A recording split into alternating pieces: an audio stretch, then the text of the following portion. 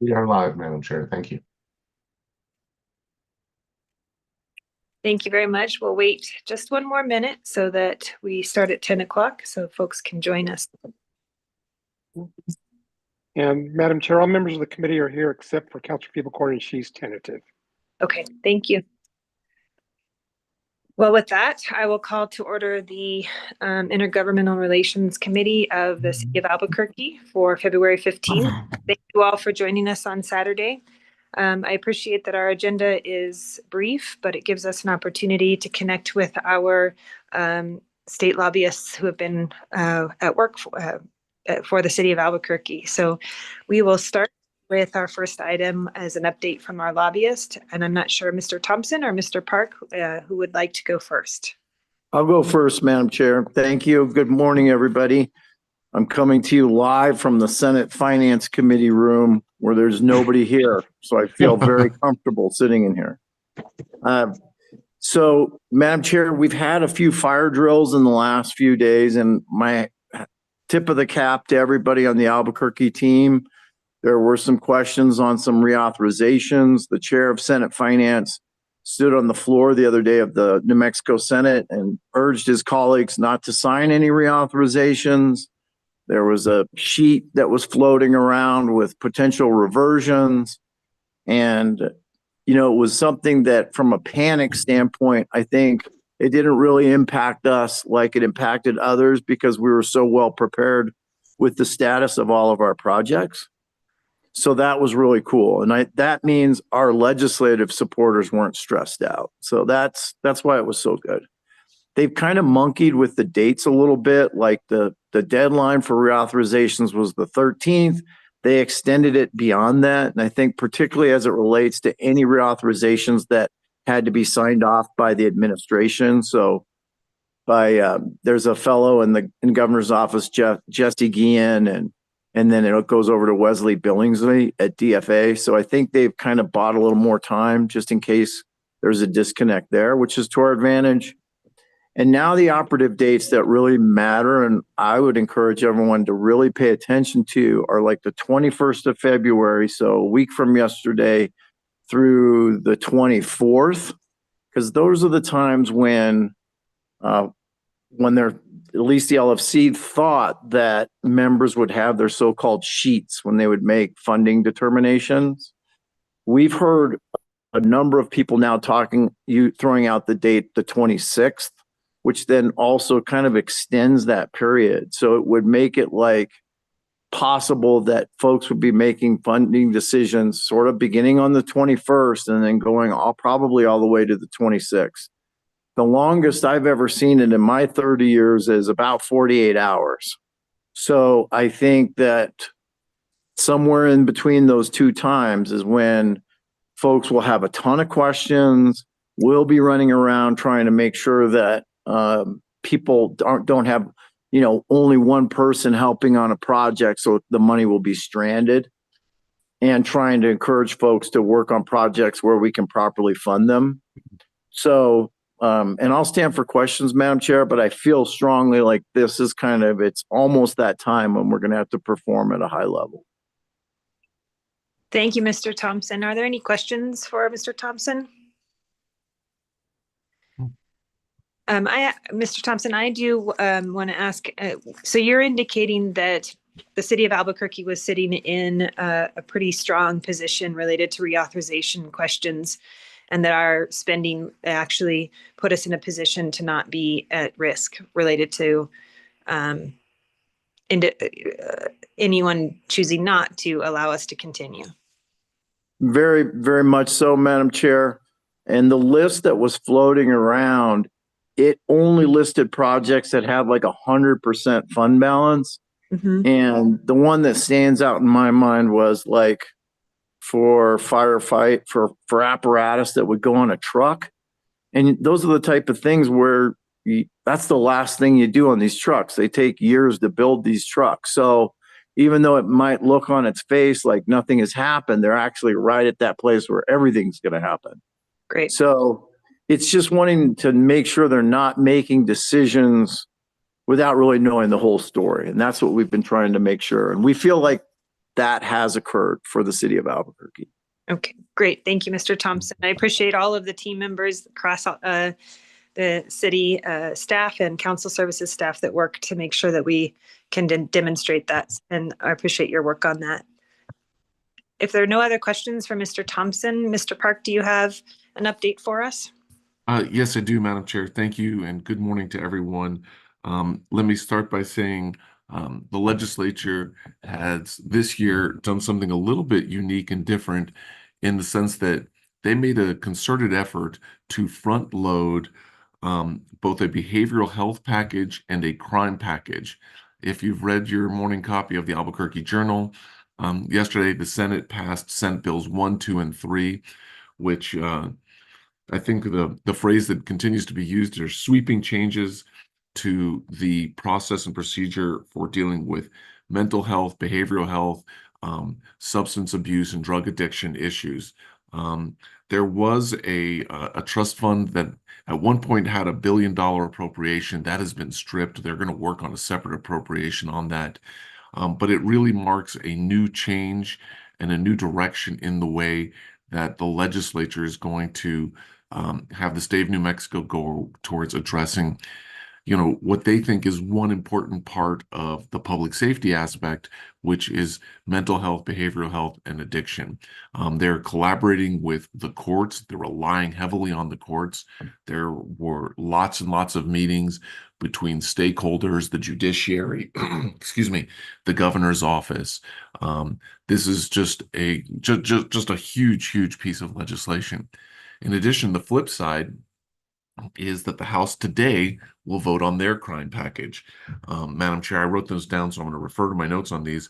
But the crime package for the House, which they consider to be part of a holistic approach to public safety, includes reforming the criminal competency and treatment legislation, increasing penalties for individuals convicted of trafficking fentanyl, increasing penalties for those making a shooting threat against a school or a public place, making it a crime to possess a weapon, conversion device that can transform a semi-automatic weapon into a fully automatic weapon, enhancing penalties for repeat and habitual offenders related to vehicle theft and receiving a stolen vehicle, and allowing law enforcement to do blood testing on an impaired driver if they have probable cause to believe that the driver has committed a misdemeanor.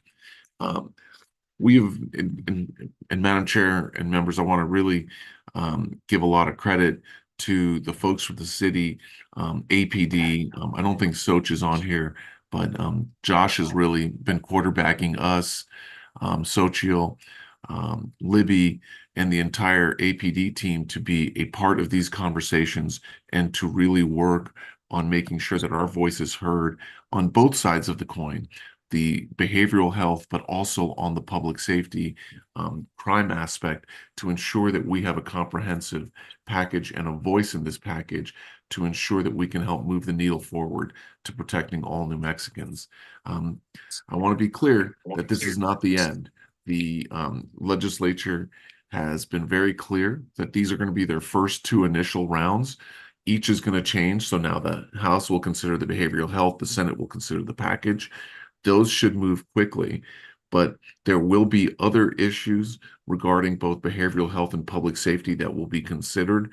There was issues that didn't make it into either package. These are just I think the largest issues that had the broadest support. You will note that the Republicans in the House Judiciary Committee did vote against the crime package, not because they oppose any of the things in the package, excuse me, but because they believe that the package should go further. Those other issues will be considered in the next 30 days. So we have a lot of work ahead of us. And I did want to really say a very special thank you to the folks from the Albuquerque Police Department who have come up and testified. We had folks, the Senate Judiciary had a hearing with respect to fentanyl, and Commander Barnard came up, and I think he did too good a job because he was so well appreciated, so straightforward, and so candid that both the staff and the particular members of the Senate Judiciary Committee are looking to get and use him as a resource and to get more information on how to address real world solutions to the fentanyl crisis.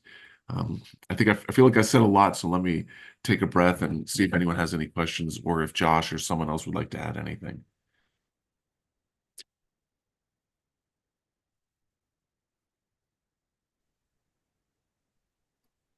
Madam Chair, this is Josh, and I think Al and Joe have kind of covered everything very well, so appreciate that.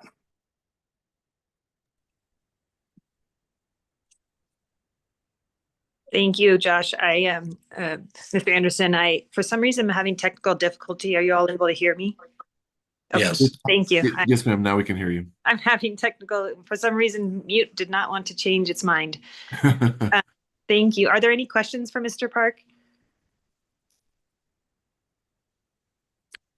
So I don't see anyone coming off mute. Mr. Park, I just wanted to make sure, just for clarification, I know that the concern from the House Republicans is that there is enough in the package. Is there any discussion about including additional measures within the current package? So I don't think the current package will change, but I think the judiciary committees will both get back to sort of their normal course of business, and they'll start considering additional legislation that will make its way through, that'll get voted on, and then should be, I believe, standalone bills that will be considered by both chambers, and then if they pass, it'll go up to the governor's office. But we are not at the end, Madam Chair. There's going to be a lot more work. I will say, and really, this has been an extremely fast-paced 60-day session right out of the gates. And I know Joe has said it, but I really do want to say, and it's important, is a big thank you to the team. APD officers has come up at the drop of a hat. Deputy Chief Griego was here yesterday working on some issues and will be back on Monday morning. And I will tell you, it is that level of engagement that I think is really helping us move the needle and really become and continue to be the trusted partner for the legislature that we'd like to be in addressing these issues. Thank you, Mr. Park. And I know you'll keep us apprised of any other additional resources or expertise you need us to. And I do appreciate, I've heard multiple times over the last couple of weeks about our teams activating quickly, and I'm pleased that they are doing so at your direction and your request, and that we can be relevant. So thank you. Thank you, Madam Chair. Thank you to the team. Thank you for your work on these matters too. Madam Chair, Yes. quick question. Thank you, Madam Chair. Quick question for Mr. Park. Where are they on the competency? Right, everything's so bundled together that it's hard to track anything now. Also. Yep, and I apologize, Madam Chair. The criminal competency is part of the House Judiciary package. That is House Bill 4, and that has been rolled in, and that will be heard today on the floor of the House. And I anticipate passing today, and then we'll go to the Senate next week. Thank you. Yes, Madam Chair. Thank you. Any other questions for Mr. Park? Okay. I think our next agenda item is an update from our federal lobbyist. I see Mr. O'Donnell has joined us. Thank you, Mr. O'Donnell, for your time on a Saturday. And I think you have an update for us. Yes. Can you hear me? Yes, we can. Oh, good. Good. Madam Chair, members of the committee, I have a brief report. So first of all, let me mention where we are with the FY25 appropriations. This past week, the chair on the House side of the Appropriations Committee spoke to Speaker Johnson about continuing to work towards an agreement with Senate Democrats and Republicans on an FY25 bill and do that before the March 14th continuing resolution expires. There's been a lot of reporting this week, both some saying that there is no chance of an FY25 appropriations bill. And then there have been stories towards the end of the week about the fact that Senator Collins from Maine, who is chair on the Republican side in the Senate, and her counterpart in the House, Mr. Cole from Oklahoma, are getting closer and the Democratic ranking members on the Senate and House appropriations have said that the numbers are getting better both ways. The sticking point has really been that Senate Democrats have been pushing for about 1% more spending for the discretionary domestic spending. I don't think they're going to get to that number. I think it'll be less than that. And if they can agree to that, we'll have an FY25 appropriations bill, which means that the earmarks that we have in the 25 bill will wind up in the final act. If they go to a continuing resolution, there will be no earmarks in FY25. Reconciliation, the House and Senate budget committees finished their work this week. The real struggle there is to find the kind of savings in authorized programs, not all authorized programs, but some. A number of them are going to be domestic spending, but they need to find a number that both sides can agree to. Conservatives in the House want more spending cuts. Republicans in the Senate and moderate Republicans in the House do not want to see more. So we'll see what happens. The big thing is that this week is that the House and the Senate both got their budget resolutions done for reconciliation. Now the big challenge will be, and it's more in the House than it is in the Senate, to go to the floor and get a vote. And there is some thinking that whatever that package is that goes to the floor in the House, it's going to have some Democratic support. So there's a lot of moving parts to the reconciliation package. Finally, FY26. We have been told, and I heard this from one of Senator Heinrich's staff, that they have actually started to talk to people about the fact that the FY26 appropriation process is going to get started in early March. I think when that trigger is pulled, we're going to have maybe about a week or 10 days to get our requests in. So on that point, I have had conversations with Mr. Johnson and Mr. Parkinson and Mr. Menicucci about projects, but this coming week, I will be in touch with the three of them to talk about our package that will be talking or will be sent to both the senators and the House members. Madam Chair, that's the conclusion of my report. Thank you, Mr. O'Donnell. Are there any questions or remarks for Mr. O'Donnell?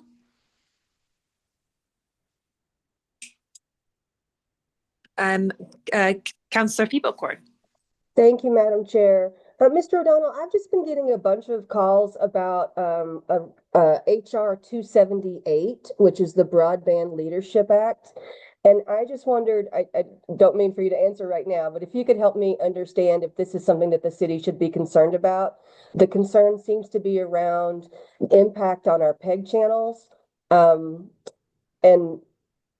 I haven't read the bill. I haven't had a chance, but if that is something that we should be worried about, please let us know at some point. Absolutely, I will. I've heard about the bill, but I have not read it. But I will check. You said it was S 278 or HR 278? I'm sorry, it's HR 278. And okay. I can send an email that outlines the concerns that I'm hearing from constituents, but again, I have not had a chance to them, but I'll do that. Okay, that would be excellent. If you'd send me an email, I'd appreciate it. Thank you. Thank you. Thank you, Councillor Peebles-Court. Any other questions for Mr. O'Donnell? So, Mr. O'Donnell, I appreciate the update. I do want to make sure that our team is able to respond effectively when things suddenly move quickly. And so I appreciate any ongoing updates you can give to the full team. Mr. Menicucci and Mr.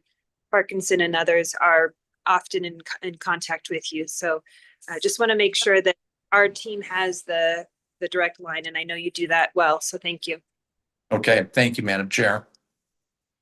If there are no other questions or comments for Mr. O'Donnell, then we'll move to our last item, which is any other business. Is there any other business of the committee?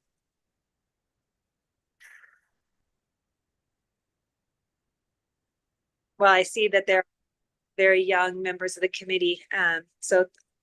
Councillor Grout, your tiny little face in front of you, very sweet. Councillor Feebercorn. Thank you, Madam Chair. I just got off the phone with the mayor, so I thought I'd bring this up, make sure everybody knows. SB 91, which is a bill that's going to be heard in Senate Judiciary on Monday morning, would essentially kill our speeding cameras. So we just split up some members to work between the mayor and I, but I just want to make sure that the lobbyists were on that as well. Without those speeding cameras and the funds that we raise from those, our Vision Zero projects are almost at zero funding. And so just raising that as a pretty important issue for Monday morning. Thank you, Councillor Feebercorn. I know that our lobbyist team at the state capitol, as well as our staff teams, have been following that closely. We've all been carefully watching the path that it has taken. That committee meeting is going to be very important and critical. Our automatic enforcement program, as we all know, has had incredible effect actually on slowing folks down in Albuquerque, and our Albuquerque Police Department has been able to speak to that, I think, in testimony with the first committee, and we'll continue. So thank you, Councillor Feebercorn, for bringing that to our attention. And Madam Chair, can I just say, we've been working, and I appreciate them bringing it up, and I hope I didn't step on Josh's toes. I think he was going to say something, but we've been working on it. We've got a meeting scheduled with Senator Worth, the majority leader, on Monday morning. I think Deputy Chief Griego will be there. And we have also engaged and spent some time talking with Senators Maestas, O'Malley, and Cervantes. And so, yes, Councilor, we recognize its importance. I will say that this is an issue that is a high priority for Senator Duhigg, and she has some pretty significant objections to the collections methods and mechanisms being used, and I think that's what's driving it. But we fully recognize it, and I can assure you that that we've been on it. But as you guys all know, Senator Duhigg can be a powerful advocate, but we're working on it. Thank you, Mr. Park. I appreciate that. And I know that the team has been rallying in the discussion. I want to make sure, Councillor Feebercorn, do you need any other additional information? That you like any member to send you anything? No, I've reached out to all the members of the committee. I want to make sure that somebody, if Mr. Park, if you could make sure that Pro Tem Stewart is included in your outreach, that would be really great. Yes, ma'am. And I've already spoken to I've already spoken with Senator Duhigg before the last committee hearing. We had a pretty long conversation. I'm not sure she's very movable on making amendments, but we will continue to engage with her, and we'll continue to talk with her, as well as to the Senate Judiciary Committee staff. So. Madam Chair, I was just asking specifically for somebody to talk to Senate Pro Tem Stewart. Oh, yes, I'm sorry. I misheard. Yes, no, she's on the committee and she's on our list. We're talking, trust me, Counselor, we're talking to everybody. Thank you. Yep. Thank you, Mr. Park. Thank you, Councillor Feebercorn. Is there any other business of the committee? If there is none, thank you all very much. We will see you all, I think, on our next meeting is scheduled for Wednesday. Have a great weekend. Thank you.